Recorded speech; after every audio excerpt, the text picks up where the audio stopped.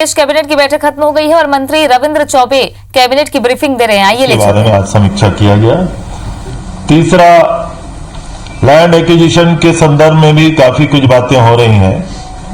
हम लोगों ने पिछली बार टाटा के लिए अधिकृत जमीनों को वापस करने का निर्णय लिया है।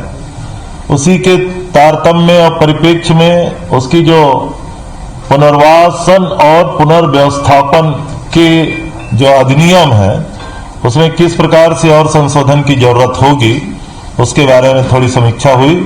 और आखिरी जो निरंतर प्रक्रिया छत्तीसगढ़ में चल रहा था कि डिस्ट्रिक्ट कोऑपरेटिव्स बैंक को अपेक्स बैंक के अंतर्गत विलय करने की प्रक्रिया प्रारंभ थी।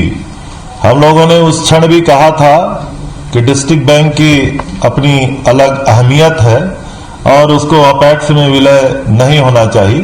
तो आज के कैबिनेट में उस प्रस्ताव पे भी हम लोगों ने मुहर लगाई। नहीं होगा, विलय नहीं।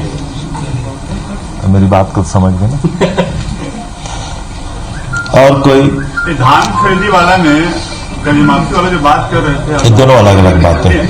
कर्ज माफ की निर्णय 6,100 करोड़ शॉर्ट टर्म लोन, हमारे मैनिफेस्टो में हमने कहा था कृषि ऋण के कारण किसानों के पास अब उतना फ्लो बढ़ा। नंबर एक। नंबर दो, 2500 रुपया प्रति क्विंटल कल्पनातीत इसको आप कह सकते हैं। इसके कारण तब भी हम लोगों ने संभावनाएं व्यक्त की थी कि धान का हमारा जो टारगेट है उससे ज्यादा धान आ सकता है। सर, कितना धान बच रहा है? केंद्र कितना नहीं ले रहा है? क्या आंकड़ा है उसका? मैंने पिछली बार दिया था लगभग 6.5 लाख मीट्रिक टन धान हमारा शेष रहेगा। चावल बनाएंगे तो 67% होता है। तो कस्टम मिलिंग के बाद जो चावल की खपत होगी, अभी भी हम उम्मीद करते हैं कि केंद्र सरकार हमारे पत्रों को पर सहमति दे। मेरा सवाल उसमें यह था कि अल्पकालिक ऋण तो माफ कर दिए हैं, तो सरकार को 2 महीने से 3 महीने तक हो गया है, लेकिन जो कमर्शियल वाला जो कर्ज माफी है अभी तक आपकी सरकार ने नहीं किया है। और दूसरा, 2 साल का जो बोनस देने की भी बात आप लोगों ने जो बचा हुआ बोनस उस पर भी आज तक निर्णय नहीं हुआ है। बहुत अच्छा प्रश्न है। मेरा जन घोषणा पत्र शायद आप देखे ना, तो हमने कर्ज माफी को ही 10 दिन कहा था। बाकी घोषणाओं को कई लोग 15 साल पूरा नहीं किए। अब हम लोग धीरे धीरे पूरा करेंगे। तो मुझे एक सवाल ये है कि फूड फॉर ऑल 35 किलो सबको चावल, इस पर कैबिनेट में चर्चा हुई और विधानसभा में देखने को मिल सकती जानकारी हम लोगों को है। मेरी शुभकामनाएं हैं अगर आप पहले से जानकारी आपके पास है तो।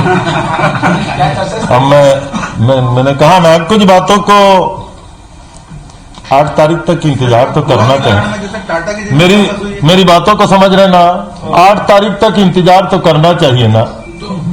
सर, टाटा के अलावा किसी और कंपनी की जमीन वापस होगी? अभी निर्णय तो केवल टाटा में हुआ है। चौबे जी, 8 तारीख को लेकर के जैसा कि आप बार बार कह रहे हैं, पूरे प्रदेश की काफी उम्मीदें हैं, तो क्या आश्वासन देना चाहते हैं पूरे? आदरणीय मुख्यमंत्री भूपेश जी ने जिस तरीके से कार्रवाइयां की हैं, हमारे नेता राहुल जी ने कहा था 10 दिन में कर्जे माफ होंगे। अब आदरणीय भूपेश जी को शपथ ग्रहण इंडोर स्टेडियम में आप सब लोग थे, वहां से लेकर मंत्रालय आने तक जितना वक्त लगा कर्ज माफी में केवल उतना ही वक्त लगा। तो 8 के भी आप इंतजार करिए, बहुत सारे अच्छे निर्णय आएंगे। सर, निवेशकों को 11 अरब रुपया डूबा, उसको लाने की कोई तैयारी है? कोई? मैंने आपसे कहा ना, 2 अलग अलग 2 पार्ट में। एक तो हमारे एजेंट और अभिकर्ता और जो निवेशक हैं छत्तीसगढ़ के जो लोग हैं जिनके खिलाफ FIR किए गए, कुछ लोगों को बुक भी किया गया, उनकी प्रकरण वापसी पहला और धन वापसी दूसरा। मैंने शुरुआत में ही कहा दोनों पार्ट में चर्चा हुई है, तो अब धन वापसी के लिए भी कार्यवाही करेंगे। इसी से संबंधित एक सवाल था, जो अभिकर्ताओं के केस वापस हो रहे हैं और जो राजनीतिक मामले जो राजनीतिक विद्वेष से किए गए वो वापस हो रहे हैं। ऐसे ही और कुछ मामले जो लोगों पे दर्ज हैं प्रदेश में, क्या वो भी वापस होंगे? पत्रकारों पे, आदिवासियों पर धर्मांतरण के जो झूठे केस दर्ज हुए, क्या उन पे भी? अब जिसको आप पॉलिटिकल मामले कह रहे हैं उसमें मैं समझता हूं बहुत कुछ का समावेश है, नंबर 1। और नंबर 2, माननीय पत्रकारों के खिलाफ जिस तरीके से अभी कुछ दिन पहले हमने रायपुर में भी देखा।